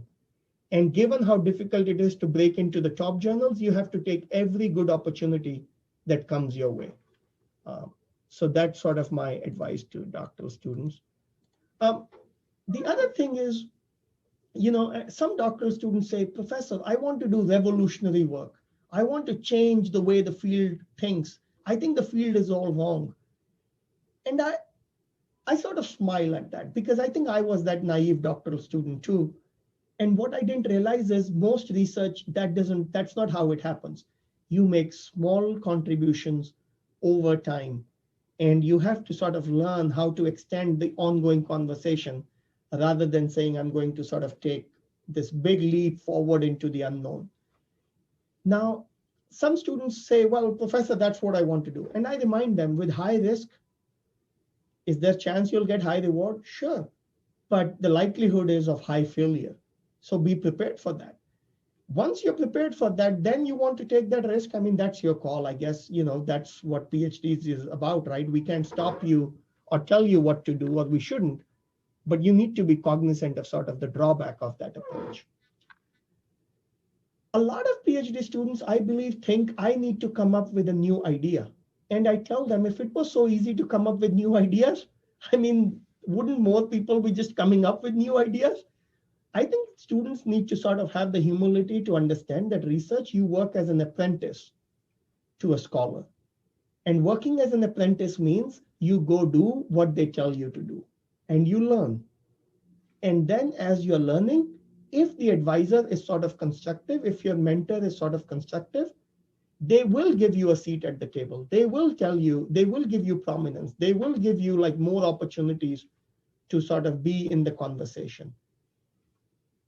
I think without that apprenticeship training, it is close to impossible, if not fully impossible, to come up with, new ideas, because there's so much subtleties in our research, in the methods, in the thinking about the research topics, in how you frame things, that I think it's virtually impossible to learn that without the apprentice. That's sort of my view on that issue.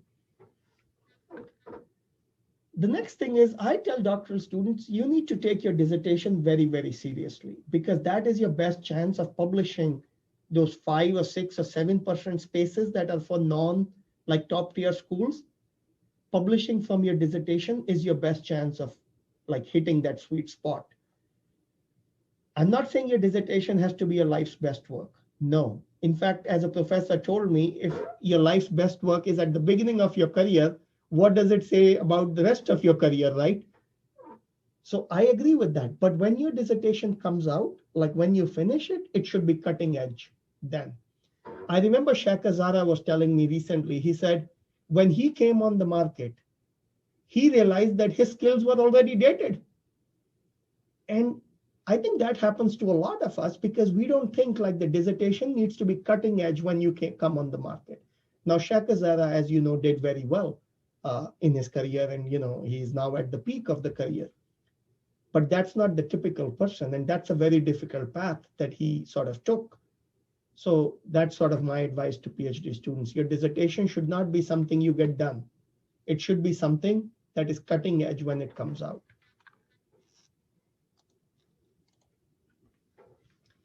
I encourage people to think about research audience and both practitioner audience, okay? Now this means different things to different people. Bob Hoskisson once told me that when I was a PhD student, he came to Missouri and he said he thinks of a paper, he writes 3 papers, an AMR, an AMJ, and an AME, okay? Good for him. And that just was beyond my sort of intellectual capability, okay? But the idea, I sort of took that to heart. So when I write a paper, I write a research paper, but then I also try to reach out to a practitioner audience, and I try to sort of customize sort of a practitioner piece for a practitioner audience. It could be so for example, I do work on gender and management. So I've been writing for the Harvard corporate blog, the Columbia corporate blog. And so those are summaries of my papers meant for a practitioner audience. And I think that's what we need to do. Recently, a student was telling me that he or she wants to write for a practitioner audience. And I asked them, do you read the Wall Street Journal or the New York Times? No, professor, there's no time. Do you read Economist, Fortune? No, professor, there's no time. I'm like, if you have no time, how are you going to contribute to anything practitioner if you don't even read the practitioner literature? So I think people don't understand that, to contribute to any conversation, you first need to know what the conversation is. So I think that's important for PhD students. Now, I did a whole presentation and I didn't talk about COVID, right? I mean, that sort of doesn't, that's sort of, no these days. So what does COVID have to do with everything I just discussed? Well, the following. If you look at the Wall Street Journal and the New York Times, there's some sense that COVID is crushing small businesses, that COVID is hurting small businesses more than large businesses, okay? Now, remember I said in the 1990s, the 1970s, entrepreneurship research saw sort of good beginning and formative years and all that because of what was going on in the economy, right? So if this is what's going on in the economy now, does it have any bearing on entrepreneurship research? It's not clear to me, to be honest. There is an ongoing tension between big firms and small firms in the popular discourse and academic research, especially in economics. They talk a lot about who creates more jobs, big firms and small firms. And I sort of discussed some of that research in my book, the Global Award book. But COVID has rejuvenated that conversation. And I think you're going to see more of that conversation coming forward. If entrepreneurship research is about small businesses, which outsiders think, marketing professors think that's what we do, finance professors think that's what we do, I think COVID has rejuvenated the conversation about, do small businesses actually create more jobs? Do they create more innovation? But if entrepreneurship research is broader, like JBV argues it is, then I think you have more sort of leeway to contribute in that conversation. We do know that COVID is raising new issues, and I think students should pay attention to those issues. Keep in mind that many dissertations in the next few years will be related to COVID. So if you want to have a COVID dissertation, right, the bar to set yourself, sort of distinguish yourself, is high. Some of that will be old wine in sort of new bottle. So one of the PhD students here is looking at like remote work. So remote work or telework is, a long sort of research area, but COVID has sort of rejuvenated the conversation in this area, right? So there's going to be new sort of flavors in this area. And then there's, new wine in new bottle, sort of new offerings, new research areas that didn't exist before. I don't know what they are, but, you guys are the next generation of scholars. You come up with something interesting that sort of COVID has put forward. And, there's your new research area, and you could sort of ride the wave of that research area for the next 10, 15 years and have a decent career. And so I guess that's sort of the last thing I had. Thank you, Vishal. Thank you very much for the engaging conversation. I learned a lot. Thank you, and I'm pretty sure that our PhD students also learned a lot for your conversation. Thank you. I'm going to ask the PhD students if they have any questions, please. We still have a few moments. Feel free to ask. Okay, everybody's okay. Nora, go ahead. Yeah, thank you. Really, I have learned a lot of things, and just only quick questions about the entrepreneurship. In what extent do you think that entrepreneurship could be as economic or could be as OB, micro and macro? In what extent do you think entrepreneurship could be as these majors? Thank you.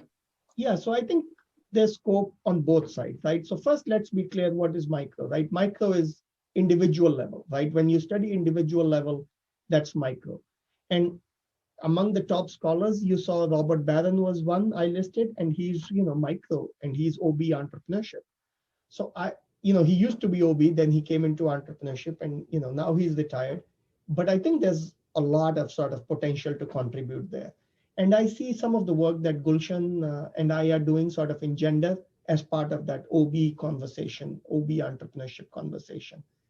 Then, of course, is the macro side, right? And you saw one of the names was, Jeff Coven there, and, entrepreneurial orientation. And that's sort of the firm level research in entrepreneurship, which is macro, right? If it's micro, you are more likely to target, micro journals. And if it's macro, of course, the macro journals. But I think there's also sort of other levels, if you will, for a lack of better word. For example, many people study entrepreneurship at the national level, right? That's sort of macro, but it uses insights from sort of the micro field. So I think all those are possibilities too. I feel like there's tremendous, opportunities to contribute to either micro or macro in the entrepreneurship literature. And I would encourage you to, but I would encourage you to sort of define who you are in a way, because the field likes to put a label on you. Are you micro? Are you macro? And the field gets really confused if, as a new student, you say, if as a student who's coming on the market, you say, I do both.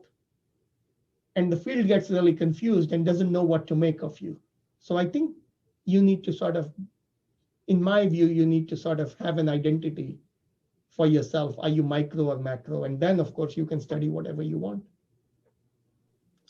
Okay, thank you. Are there any other questions from the students or from our faculty?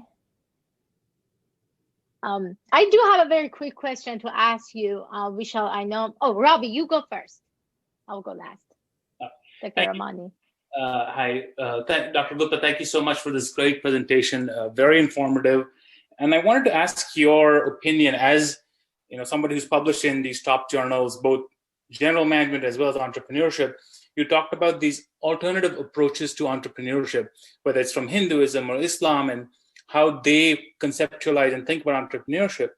But do you think these top journals, these top 7 or the general management journals, are open to such scholarship? Would they be willing to consider it?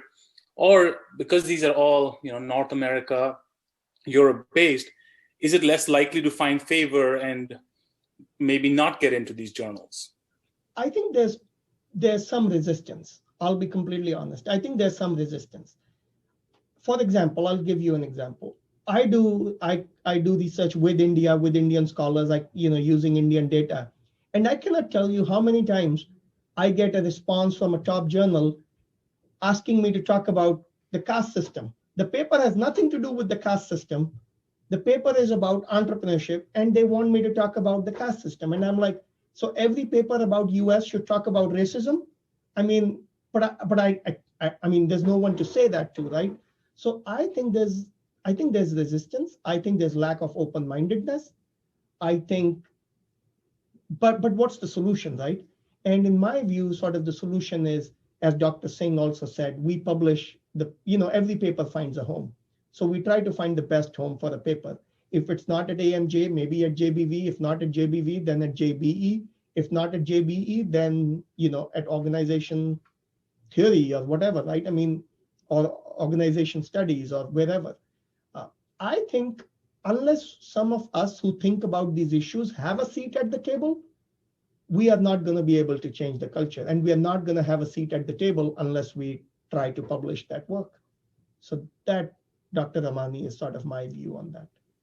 Thank you. Thank you. My question is also kind of in the same line, because we have most of our students are international students coming from Africa, coming from Saudi Arabia, and I found many of them are interested in conducting research within the context of their own country, and but a lot of the times when they're new at the process, I feel like they are writing more of a case analysis rather than a research paper. So what advice do you have for new scholars, new PhD students that are interested in doing studies outside of US? Where should they start? That they're publishing good paper, but they're still doing something that's related to where they come from. So I think a lot of internationals underestimate the difficulty of collecting data in their home country. Just because you're from Iran, let's say, it's not that it's easy to collect good data in Iran, right? You need connections. If you're in the US physically yourself, and even if you could go home in the holidays, you still need sort of connections to collect that data.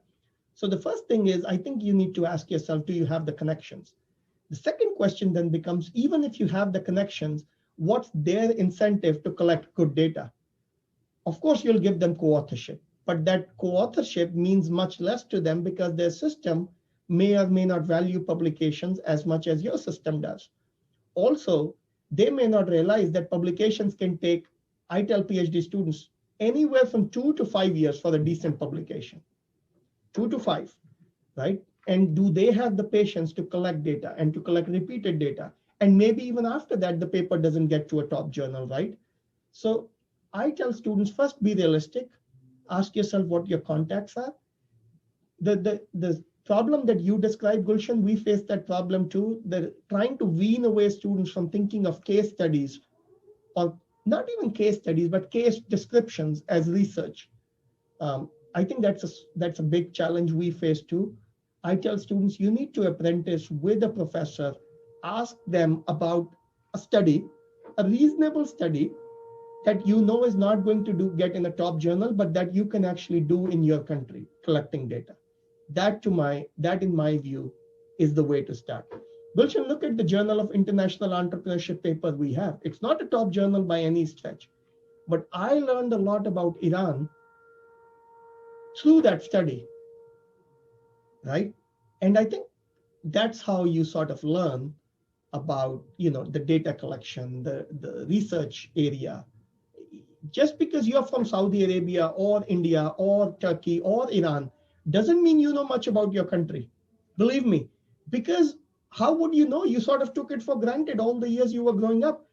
I bet you that today there are many, many Americans who know less about America than, for example, someone like me, because we read and we try to learn about America and we look at the history and we are open-minded about learning, and many Americans are not.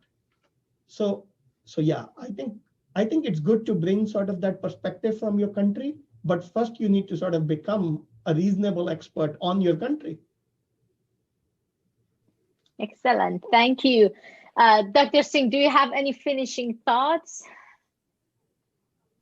Not really. I don't want to hold people longer. I mean, I think this was great to kind of reflect a little bit and kind of to just be part of the process. I think Vishal did a fantastic job, so it was great.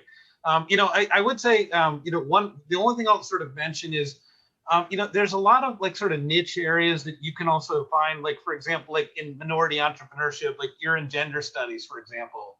Like for African American students, like there's real need, and like we're at a time right now with Black Lives Matter and sort of social justice issues that I think will be really interesting, and there's been long-term issues with sort of lower levels of wealth and poverty in the African American community. I think there's a real need for scholarship in that area, so I think there's that, and I do think.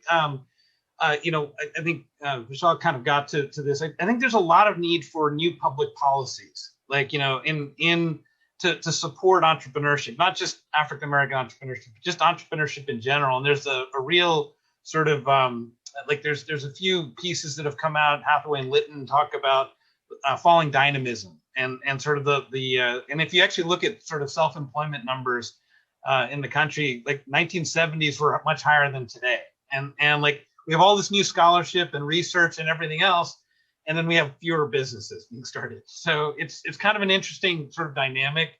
And so I think the reasons for that, there's a lot of different reasons, but I think those are some other areas to kind of think about going forward.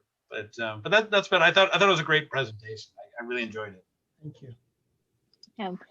you. Thank you, Vishal, for the presentation, and thanks everybody who attended the session.